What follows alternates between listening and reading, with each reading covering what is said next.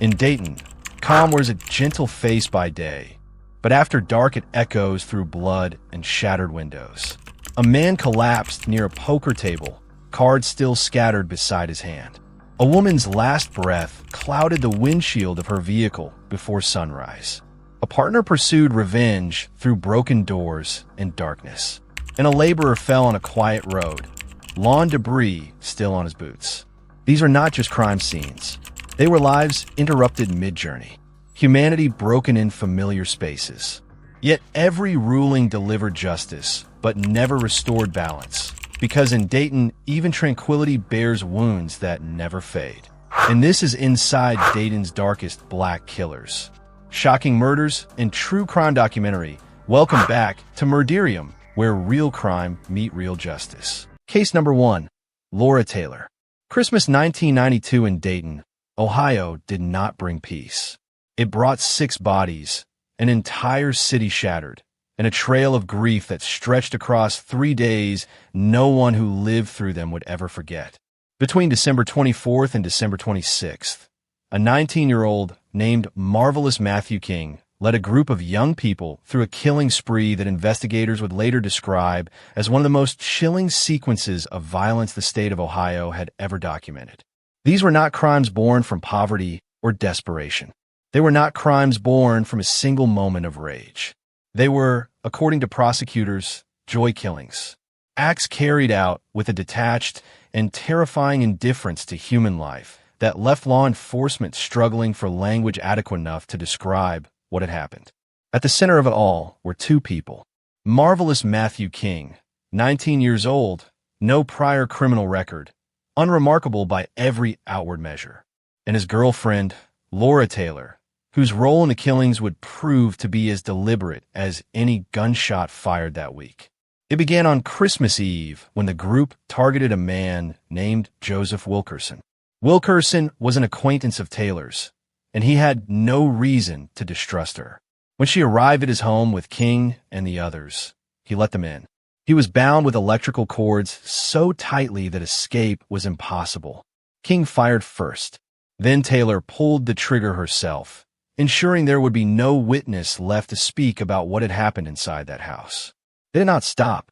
Within hours of leaving Wilkerson's home, the group encountered a woman named Danita Gillette. She was using a payphone, going about her evening, completely unaware that she had crossed paths with people who regarded her life as nothing more than an obstacle. They stripped her of her coat and her sneakers, and then King shot her multiple times and left her body on the sidewalk without a second glance. Police would later recover shell casings from a .25 caliber pistol at both scenes, a forensic thread that would eventually connect the murders and help seal the case. That same evening, a man named Jeffrey Wright was shot 4 times. Wright was connected to the group through a former relationship with a woman named Heather Matthews. Somehow, against every probability, Jeffrey Wright survived. He would become one of the few living witnesses to a wave of violence that was only beginning. Christmas morning brought another death. Laura Taylor reached out to her ex-boyfriend, a man named Richmond Maddox, and arranged to see him. There was nothing in the way she contacted him that suggested danger. He got into a car with someone he had once trusted. While the vehicle was moving, Taylor pulled a weapon and shot him. Richmond Maddox died instantly. The intimacy of the setting, the use of a former relationship as cover for murder, would later stand as one of the most disturbing details of the entire investigation. Christmas night brought the group back to the streets. King and a companion named DeMarcus Smith entered a local grocery store owned by the family of a woman named Sarah Abraham. She was working that evening. When she handed over $40, King shot her in the head. Another customer was struck, but managed to escape. The killing was swift and almost mechanical, carried out with the same cold efficiency that had defined every murder that came before it. By December 26th, the group had begun to turn on itself. 2 of their acquaintances, a young woman named Wendy Cottrell and a young man named Marvin Washington, had been present during conversations about the killings. They knew too much. The group lured them to a gravel pit on the outskirts of Dayton. There, King executed Wendy Cottrell. DeMarcus Smith killed Marvin Washington. 2 teenagers who had done nothing beyond being in the wrong place, were murdered to protect a secret that was already beginning to unravel. Investigators traced the group through Wilkerson's stolen vehicle and the distinctive .25 caliber shell casings recovered across multiple crime scenes. When police spotted the suspects in a stolen Dodge Shadow, the arrest came without resistance. In questioning, King confessed without hesitation. In 1993, he was convicted of multiple counts of aggravated murder and sentenced to death. On July 21, 2009, Marvelous Matthew King was executed by lethal injection at the Southern Ohio Correctional Facility. Laura Taylor and the remaining accomplices remain in prison serving life sentences. 6 lives, 3 days, one of Ohio's darkest Christmases. Case number 2, Noah Messiah Corbett. Most people who finish a long overnight shift think about one thing: going home. Jerma Lyle was no different. She was 26 years old, a mother, and on a September morning in 2024, she was behind the wheel of a silver Nissan Altima heading home after a night of work, her young daughter asleep in the car seat behind her. She had no idea that another vehicle was following her. She had no connection to the conflict that was pursuing her down the interstate. She was simply driving home, and that was enough to make her a target. Noah Messiah Corbett was 24 years old and employed at an Amazon facility in Dayton. He was also a man who had been carrying a grudge for years. The source of that grudge was $200. A coworker, he believed, had taken that money from him in a failed gun sale, and that debt, never repaid, never resolved, had been quietly building inside him through every shared shift, every passing glance across the warehouse floor. The night before the shooting, Corbett confronted the man directly during their shift. The coworker refused to engage. He did not want to fight. He did not want to lose his job. He walked away. For most people, a confrontation that ends without incident is an ending. For Corbett, it was a delay. When both men finished their shift around 6:30 in the morning, Corbett watched. He saw his coworker leave the facility and get into Lyle's car. He got into his blue Chevrolet Impala and followed. Through the quiet streets of Vandalia, through the thinning early morning traffic, onto Interstate 35 westbound, Corbett stayed behind them, patient and deliberate, his attention fixed entirely on the man in that passenger seat. When the moment came, Corbett pulled alongside the silver Nissan. He lowered his window. With his left hand, he raised a 9mm Taurus pistol loaded with hollow point rounds and fired a single shot. The bullet traveled through the trunk of the car, passed through the back seat, and struck Jerma Lyle in the head as she sat behind the wheel. The round missed her daughter's car seat by less than 2 feet. The car veered onto the shoulder of the interstate. Lyle was transported to Miami Valley Hospital, where she was pronounced dead at 7:15 in the morning. Investigators moved quickly. Witnesses and surveillance systems along the route provided descriptions of a blue Chevrolet Impala seen fleeing westbound. Within hours, detectives had located a matching vehicle parked outside a residence. A search yielded a 9mm magazine. Ballistic testing matched the recovered weapon to the fatal shot. Corbett was taken into custody without resistance. In the interrogation room, Corbett was cooperative, even talkative. He helped investigators construct a detailed timeline of everything that had happened from the moment he left the Amazon facility to the moment he fired the shot. Surveillance footage, cell phone records, and the recovered handgun closed every gap in the story. Prosecutors concluded that the shooting was premeditated. Corbett had confronted his target the night before. He had followed the vehicle for miles. He had fired deliberately and driven away. In October 2024, Noah Corbett was formally indicted. He later pleaded guilty to murder by felonious assault, multiple counts of assault with a deadly weapon, and discharging a firearm near prohibited premises. He was sentenced to life in prison with the possibility of parole after 21 years. A $200 grudge. 1 bullet. A mother who never made it home. Case number 3, Trayvon Mitchell and Tylen Peaks. They were not old enough to drive legally. But by the end of one January night in 2022, Trayvon Mitchell and Tylen Peaks of Dayton had used technology to deceive, trap, and kill an innocent man. Their method was calculated. They created a fake Lyft account under a false name, Jimmy Smith, designed to lure rideshare drivers into situations where they would have no protection and no warning. Their first victim was a female driver working on Agnes Street. The young men summoned her, robbed her at gunpoint, took her vehicle and wallet, and abandoned the car nearby. It was a rehearsal. Hours later, around 2 in the morning, they used the same account to call another driver. His name was Brandon Cooper. He was 35 years old, a husband from Beaver Creek, working overnight shifts to support his family. He had no reason to suspect the ride request was anything other than legitimate work. Cooper arrived at Ferguson Avenue and was shot twice in the back while still seated behind the wheel. The car drifted forward and struck a curb. An automated OnStar crash alert and the city's ShotSpotter gunfire detection system simultaneously notified police. Officers arrived to find Cooper unresponsive inside the vehicle. He was pronounced dead at the scene. Digital forensics dismantled the case piece by piece. Lyft records showed the fake account had been created with a prepaid card linked to a residence on Anna Street connected to both suspects. Surveillance footage captured a stolen sedan entering the garage at that address before dawn.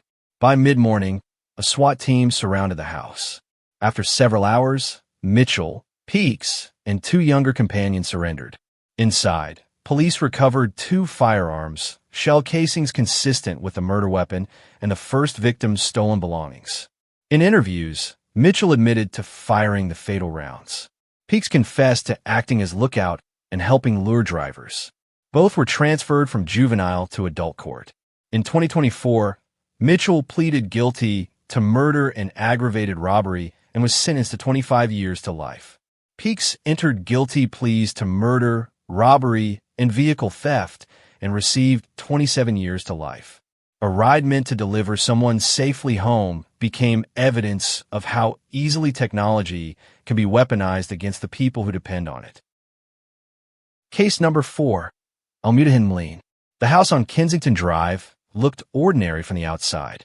Neighbors passed it every day without suspicion. But inside, behind locked doors and padlocked rooms, a child was living through something that no forensic report could fully capture. In 2019, 30-year-old Almudahin Mleen shared that house in Dayton with his young son Takakota, his fiancée Amanda Hen, and her sister Jennifer Ert. To anyone looking in from outside, it was an unremarkable domestic arrangement. Inside, prosecutors would later describe it as a house of torture. For 4 years, Mleen had been systematically isolating and abusing his son. He pulled Takakota from public school under the pretense of homeschooling, severing the child's access to teachers, counselors, and every mandatory reporter who might have noticed the signs of what was happening at home. The boy was 6 years old when the abuse began. By the time investigators finally entered that house, he was 10. Everything that had happened to him in those 4 years was documented in a forensic report that spanned 28 pages and left everyone who read it struggling to understand how it had been allowed to continue. Takakota was locked for hours in a dark attic. He was forced to hold painful stress positions for up to 20 hours a day. He was beaten with belts and fists. He was burned with hot sauce applied directly to his skin. Old fractures and layered scars documented in the forensic report told the story of years of repeated assault endured by a child who had no one to call and nowhere to go. In December 2019, the violence escalated beyond any point of return. On December 12th, Mleen repeatedly struck his son in the stomach while both women stood by.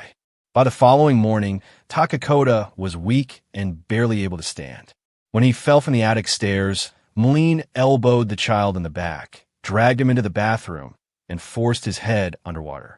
He then used a broken chair leg to inflict injuries so severe they would prove fatal.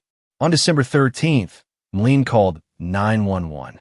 Paramedics found the child cold to the touch. The coroner ruled the death a homicide caused by blunt force trauma and compressive asphyxia. In 2021, Mleen pleaded guilty to murder, rape, kidnapping, and child endangerment. He was sentenced to 51 years to life with no parole eligibility until 2072. Amanda Hen received 22 to 27 years. Jennifer Ert received 8 to 12. Prosecutors described it as the worst case of child torture in Ohio's recorded history. A child suffered in silence for 4 years while every system designed to protect him looked away. Case number 5. Antoine Benson and Jave Connor. There are arguments that begin with words and end with words. And then there are arguments that begin online, fester overnight, and end with a 12-year-old girl dying in her bedroom. In August 2024, brothers Antoine Benson and Jave Connor of Dayton allowed a social media dispute so trivial that its origins required explanation to escalate into one of the most heartbreaking acts of violence the city had seen in years. A relative of theirs had been insulted online. That was the beginning of it. That was the seed from which everything that followed grew. On the night of August 22nd, the brothers confronted a woman in her car on West Fairview Avenue over a post they believed had disrespected their cousin. The encounter ended without immediate violence, but the anger lingered. Just after midnight, Benson and Connor returned to the same street, this time in a moving vehicle and armed with 2 high-powered rifles, an AK-47 and an AR-15. They drove slowly and unleashed 37 rounds into 3 separate homes while the families inside slept. Isabella Amore Carlos was 12 years old. She was a 7th-grade student. She was asleep in her bedroom when one bullet pierced the wall and struck her in the chest. The impact woke her. Evidence gathered at the scene showed that she moved from her bed to the floor before she collapsed. Her father was in the house. He heard the shots. He found his daughter and began trying desperately to revive her when officers arrived. She did not survive. Investigators recovered more than 30 shell casings scattered across the street. Surveillance cameras and Ring doorbell footage from nearby homes captured muzzle flashes from 2 distinct weapons and a dark vehicle accelerating away. A search warrant executed 5 days after the shooting uncovered both rifles, ammunition magazines, and a Facebook post in which the brothers appear to be displaying their empty clips in what investigators described as a parent celebration. Both men were convicted in Montgomery County Common Pleas Court in December 2025. Antoine Benson was sentenced to 67 years to life. Jave Connor received a comparable term. Isabella's father addressed the court on the day of sentencing. The room was silent as he described the night he lost his daughter to a dispute that had nothing to do with his family. A moment of digital anger became a lifetime of loss. Case number 6, Travis D. Jackson. Tanner Staggs was 22 years old and working a morning shift with his crew from Dunham's Lawn Care on Indiana Avenue in Dayton when the day turned fatal over something most people would not remember by the following afternoon. It was September 2025. The crew was cutting grass and clearing debris along the street. Some of that debris had drifted onto a car parked near the curb belonging to 36-year-old Travis Daniel Jackson, who stepped out of his home that morning in a state of anger his victim could not have anticipated. Staggs spoke to Jackson calmly. He assured him the crew would clean off the car. It was the kind of response that should have resolved a minor inconvenience in under a minute. But Jackson did not return inside. Within minutes, he crossed the street, drew a 9mm Glock 43X from his waistband, and opened fire. Multiple rounds struck Staggs as he stood on the sidewalk beside his lawn equipment. His coworkers ran for cover. One of the bullets had pierced Staggs' heart. He was rushed to Miami Valley Hospital and pronounced dead shortly after arrival. Jackson remained at the scene and admitted to police that he had fired the weapon.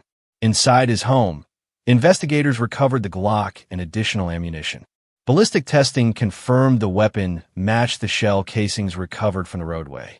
A neighbor's security camera had captured the entire confrontation and showed Jackson approaching Staggs with his firearm already drawn, directly undermining the self-defense claim his attorney later entered in court. Jackson was charged with 2 counts of murder, felonious assault, involuntary manslaughter, and discharging a firearm near a roadway. He was held on a $1 million bond. Friends and coworkers of Tanner Staggs raised over $30,000 for funeral expenses. Travis Daniel Jackson remains in county custody awaiting trial. A young man with grass clippings still on his boots, killed before noon on an ordinary workday because someone's car got dirty. Case number 7, Nicole Cunigan. Precious Taste had done everything right. She had reported the threats. She had documented the messages, more than 50 pages of them, a written record of obsession and menace that left no room for ambiguity about what Nicole Cunningham was capable of. She was 14 weeks pregnant. She was raising twin, 3-year-old daughters.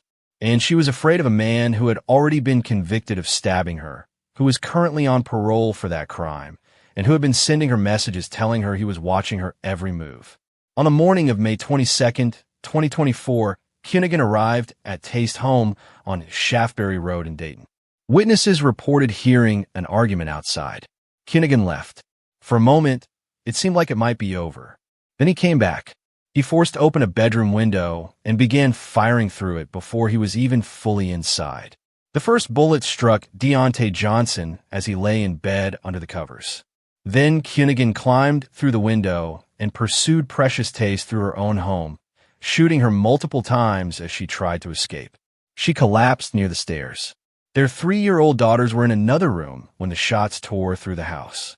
At approximately 6:20 in the morning, Cunningham fled in Taste's white Chevy Malibu. A manhunt began immediately, supported by U.S. Marshals and the Ohio State Highway Patrol. The search lasted 2 months. On July 23, 2024, troopers spotted him driving a stolen Chevy Equinox near Cleveland. He fled on foot. Aviation units tracked him to an abandoned house where a special response team took him into custody.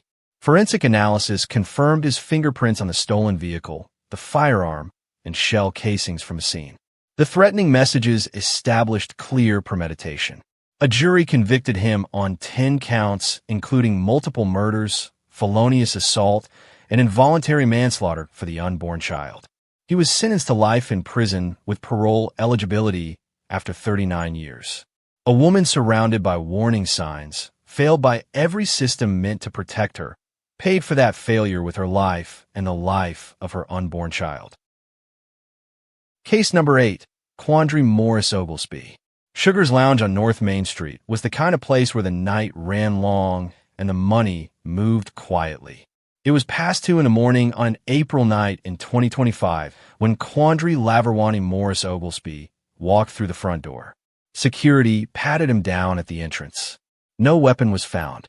He made his way to the back of the bar, where a dice game was already underway. The other player was 46-year-old Son Webb. For nearly 2 hours, the men rolled dice across pool tables under dim lights while money changed hands between them. Around 4 in the morning, voices rose. Witnesses described the argument as sudden and escalating quickly. Then there was a flash from a firearm. Surveillance footage captured Morris Oglesby drawing a weapon from somewhere he had concealed it past the door check and firing on Webb at close range. Webb collapsed. Morris Oglesby reached down and grabbed a bag from near the victim's body. He left a trail of bloody footprints across the floor. He located and removed one of the bar's DVR recording systems to eliminate surveillance evidence. He retrieved a ballistic vest from the kitchen, and then he walked out the back door and disappeared into the early morning darkness. When police arrived, Son Webb was unresponsive on the floor with gunshot wounds to the torso. He was pronounced dead at the scene. Detectives recovered a second DVR unit that had captured portions of the shooting. The case attracted national attention when the FBI joined the investigation and announced a $15,000 reward for information leading to his capture. For months, Morris Oglesby remained on the run. Reported sightings placed him in Columbus, Xenia, Houston, and as far south as Ocala, Florida. Authorities consistently described him as armed, dangerous, and known to wear body armor. On the night of November 4th, 2025, Quandary Morris Oglesby walked into the Montgomery County Jail lobby and surrendered. He was booked into custody before midnight. A grand jury subsequently indicted him on 10 felony counts, including 4 counts of murder, 2 counts of felonious assault, 2 counts of aggravated robbery, 1 count of tampering with evidence, and 1 count of having a weapon under disability. He is currently held on a $1 million bond awaiting trial. A single bullet fired in the back room of a Dayton bar turned a game of chance into a lifetime of consequences for everyone present that night. Each story uncovered tonight is not just a headline. It is a mirror reflecting the darker corners of human impulse, greed, jealousy, rage, vengeance. But the story does not end here. In our next episode, we will expose more shocking cases that law enforcement once whispered about. Crimes too brutal, too strange to believe. If you want to be among the first to see them, hit subscribe, tap the notification bell, and stay with Murderium, where truth always outlives the lie.